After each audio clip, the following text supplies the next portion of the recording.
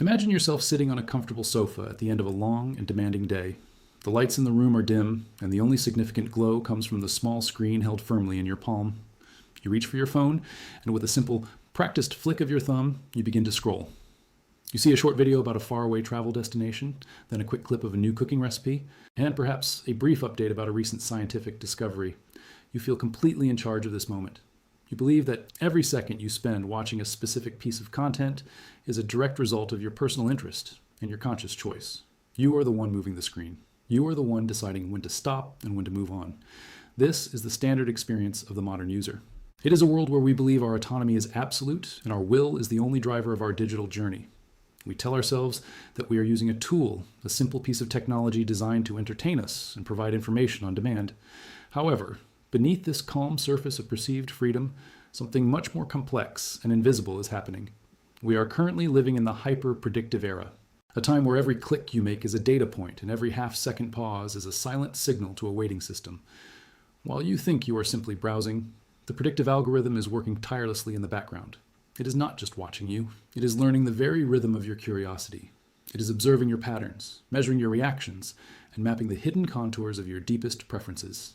The psychological reality is far more startling than we like to admit. Every time you interact with these systems, you are not just consuming content. You are participating in a silent, ongoing process that rewires your decision-making habits. This leads us to a central, unsettling question that sits at the heart of our modern existence.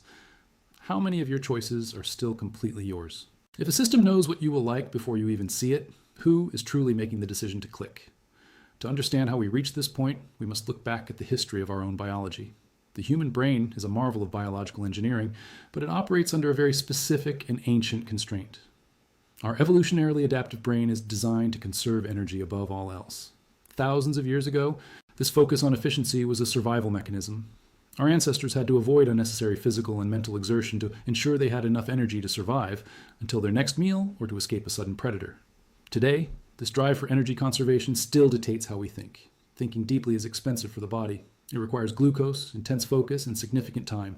To save these precious resources, our minds developed what scientists call heuristics. These are mental shortcuts that allow us to make quick, almost automatic decisions without having to analyze every single detail of every single situation. When you follow a routine or choose a familiar brand, your brain is essentially running on a biological autopilot to save its power for more critical tasks. In our modern life, however, this search for efficiency has hit a major obstacle. We are constantly overwhelmed by an incredible volume of information and an endless stream of choices. From the moment we wake up until we go to sleep, we are forced to decide what to wear, what to eat, which emails to answer first, and how to react to 1,000 different digital stimuli. This leads to a state known as decision fatigue. By the time the afternoon arrives, the quality of our choices begins to deteriorate. Our mental energy is depleted, and the brain starts to crave relief from the constant burden of evaluation. We become tired of choosing, and that is exactly when our biological defenses drop. We look for anything that can make the process easier. We look for a path that requires less effort. This is where the silent partnership begins. Enter the predictive algorithm, which acts as the ultimate cognitive sponge.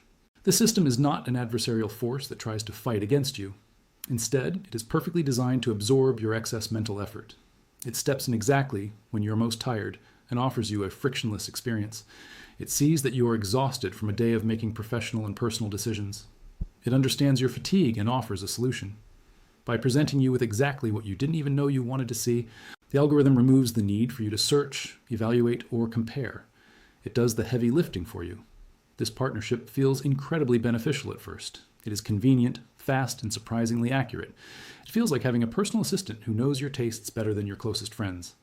But this convenience comes with a hidden cost.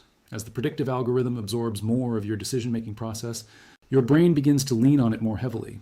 The more the system gets right, the less you feel the need to question it. This is not a sudden takeover, but a slow and steady integration.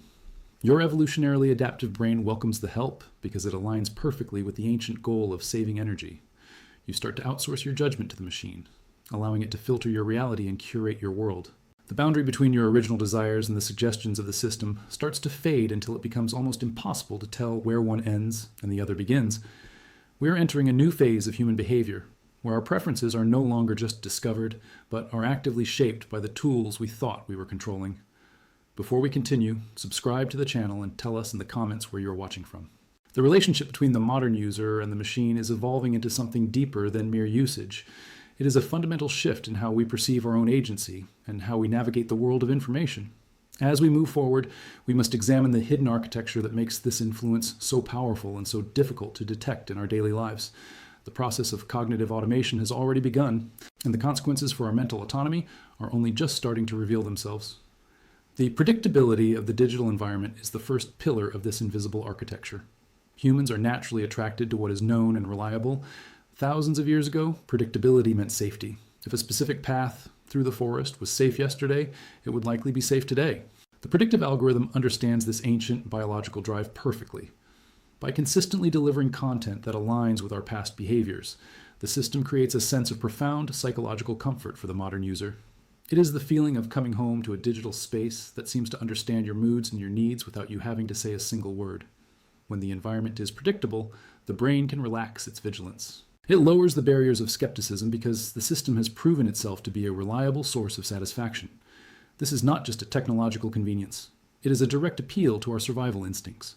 This comfort leads directly into a psychological phenomenon known as the validation loop. This is a closed circuit where the algorithm reflects our own biases and interests back at us. If you have a specific political view, a hobby, or even a hidden insecurity, the system will find it and provide content that confirms your existing internal narrative. This is the ultimate form of confirmation bias, powered by a machine that never sleeps. When we see our own thoughts echoed by the world around us, we feel a surge of dopamine. We feel seen and understood.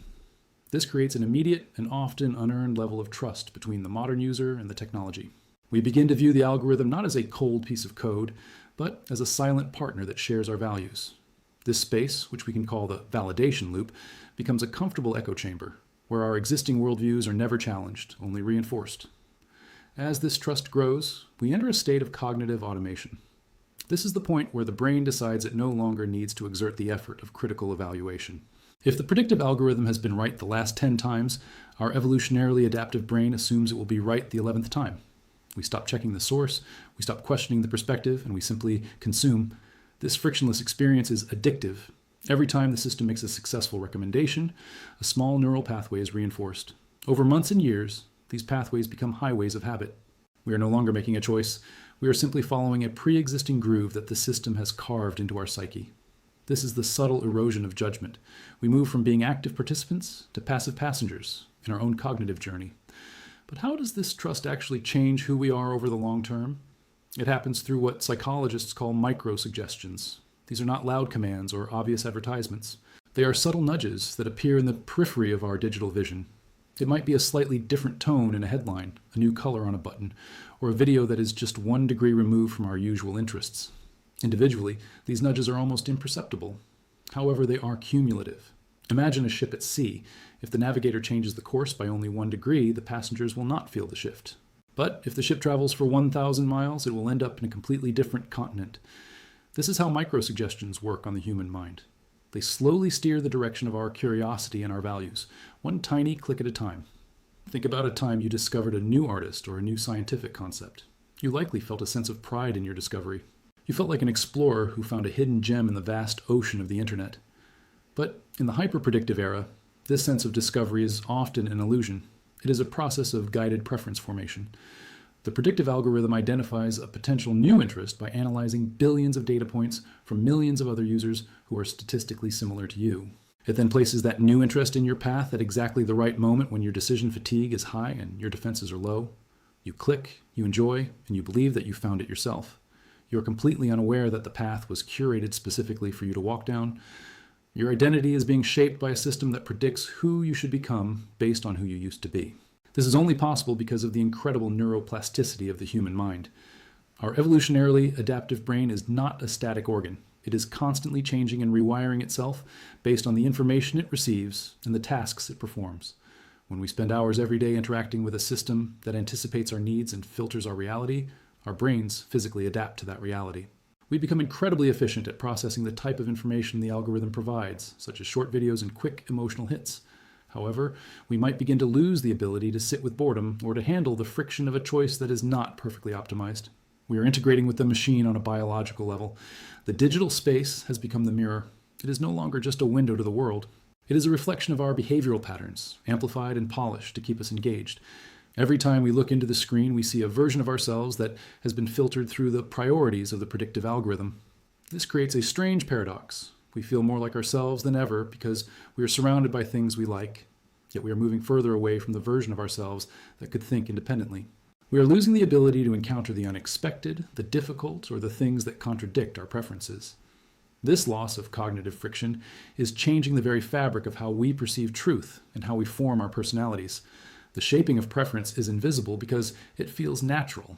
It feels like growth. But when our growth is guided by a system designed for engagement rather than for our personal well-being, we must stop and consider the direction in which we are moving. The partnership between the modern user and the algorithm is not a meeting of equals. It is a relationship where one side is always learning, while the other side is slowly forgetting how to choose. As we continue to inhabit this hyper-predictive era, the question of our own autonomy becomes more urgent. We must look closer at the subtle ways our brains have already begun to change and what that means for the future of our free will. The evolution of our behavior is happening now, silently and efficiently, in the palm of our hands. The subtle nature of this transformation is exactly what makes it so potent. Subterranean manipulation functions effectively because it bypasses the critical gatekeepers of the conscious mind. When we are told what to think, we naturally resist. But when we are nudged toward a thought that feels like our own, we embrace it with open arms. The modern user is living in a world where the boundary between personal desire and algorithmic suggestion has become almost completely transparent. This is the ultimate victory of the predictive algorithm. It does not need to force compliance when it can simply manufacture it through 1,000 invisible choices. Each time we follow a recommendation without thought, we are participating in a quiet surrender of our own agency. The long-term result of this process is a state of total mental outsourcing.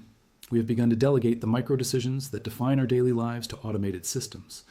From the music we hear in the morning to the articles that shape our understanding of world events, the burden of choice is being lifted from our shoulders. While this feels like a relief from decision fatigue, it carries a hidden psychological cost. Our evolutionarily adaptive brain, which is designed to navigate complex environments, starts to atrophy in the absence of challenge. When we outsource our preferences, we are also outsourcing the development of our character. Our personalities are built through the choices we make, especially the difficult ones. If those choices are made for us by a predictive system, very little remains of the unique individual. Perhaps the most profound change is the erosion of cognitive friction.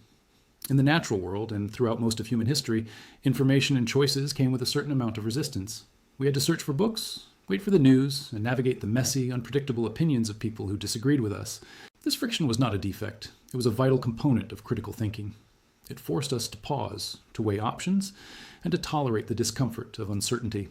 However, the goal of the predictive algorithm is to eliminate this friction entirely. It strives to create a world that is perfectly smooth, where every need is met before it is even fully felt. As this resistance vanishes, our ability to handle boredom, ambiguity, or opposing viewpoints vanishes with it. We are becoming a society that is highly efficient at consumption, but increasingly fragile when faced with the unexpected. This loss of friction changes how the human mind functions at a fundamental level. When the world is too predictable, our curiosity begins to narrow. We stop looking for the outliers and the anomalies because the system has taught us that satisfaction lies in more of the same. This is the trap of the psychological mirror. The predictive algorithm creates a digital reflection of our past behaviors and projects it into our future. We are caught in a self-imposed loop, where our current interests are limited by our previous actions. The mirror does not show us who we could be. It only reinforces who we have already been. This makes it incredibly difficult to break free from behavioral cycles or to experience genuine personal growth. We are not just being influenced by an outside force, we are being held captive by an automated version of ourselves. To reclaim our mental autonomy, we must recognize that the mirror is not the world. It is only a curated slice of reality designed to keep us looking. The first step toward breaking the cycle is to consciously introduce friction back into our daily digital lives. This means seeking out the things that make us uncomfortable, the voices that challenge our biases, and the silence that allows for original thought. We must move from being passive consumers to active participants who question the logic behind every recommendation. It requires a deliberate effort to resist the path of least resistance.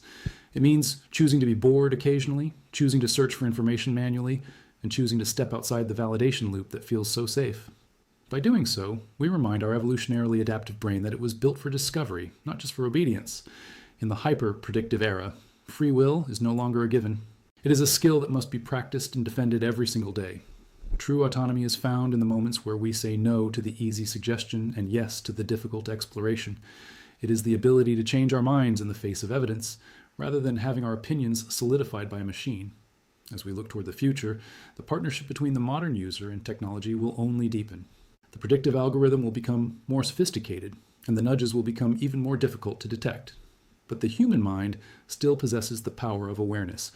By recognizing the subtle ways our behavior is being rewired, we can begin to take back the steering wheel and navigate our own path through the digital wilderness. Free will in the 21st century is not about being free from influence, as that is impossible. It is about being conscious of the influence and choosing which forces we allow to shape our souls. We are more than just data points in a massive calculation. We are complex, unpredictable beings with capacity for radical change and spontaneous creativity. When we reintroduce friction, embrace uncertainty, and step away from the mirror, we rediscover what it means to truly think for ourselves. The battle for our attention is also the battle for our identity. In a world that wants to predict our every move, the most revolutionary act we can perform is to be unpredictable. We must remember that the power to choose is the very thing that makes us human, and it is a power that no algorithm can truly replicate, unless we willingly give it away.